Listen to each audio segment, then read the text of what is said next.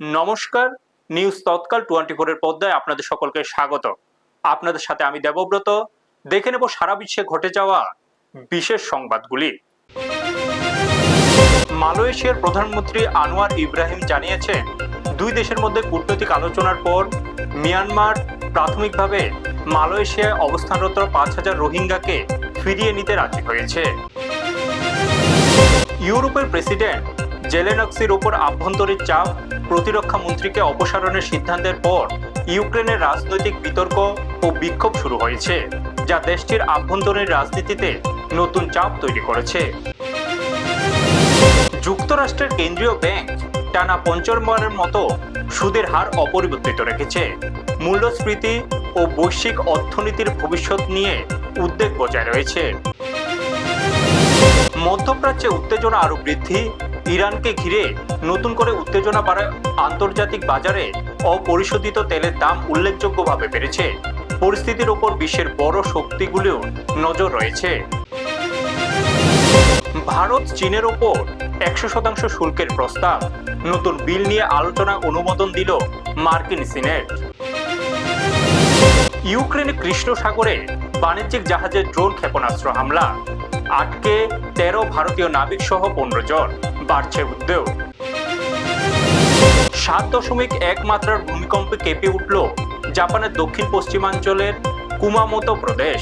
কম্পনের পরে জাপানের দক্ষিণ দিকের দ্বীপ কিয়োশোর বেশ কয়েকটি জায়গায় সুনামির সতর্কতা জারি করা হয়েছে।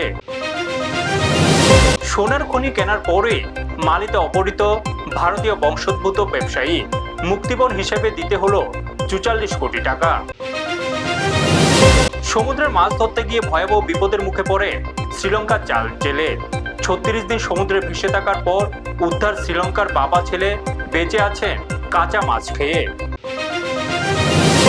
যুক্তরাজ্যে 14 বছর বয়স থেকে স্কুলে প্রযুক্তিগত বিষয় পড়ানো হবে, জানালেন প্রধানমন্ত্রী এন্ডি বার্নহাম। নিরাপত্তা উদ্বেগের মধ্যেও কাতারের একটি এলএনজি ট্যাঙ্কার হরমুজ প্রণালী অতিক্রম করেছে, যা আন্তর্জাতিক জ্বালানি বাণিজ্যের জন্য ইতিবাচক সংকেত। মেটা শেয়ারের বড় পতন হলেও মাইক্রোসফটের শক্তিশালী আয় ও এআই বিনিয়োগের কারণে তাদের শেয়ারের দাম বেড়েছে।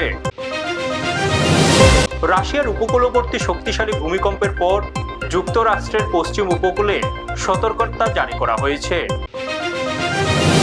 কমনওয়েলথ গেমসে অস্ট্রেলিয়ার সাঁতার দল রেকর্ড সংখ্যক পদক জিতে ইতিহাস করেছে। দলটির পারফরমেন্স দেশ জুড়ে প্রশংসিত হয়েছে। ফরাসি ফুটবল কিংবদন্তি জিনেদিন জিদান আনুষ্ঠানিকভাবে ফ্রান্স ফুটবল দলের প্রধান কোচ হিসেবে দায়িত্ব গ্রহণ করেছেন। এখন পর্যন্ত বিশ্বের সংবাদ এইটুকুই। অন্যান্য সংবাদ এবং আপডেটের জন্য চোখ রাখুন নিউজ তৎকাল 24 এর পর্দায়।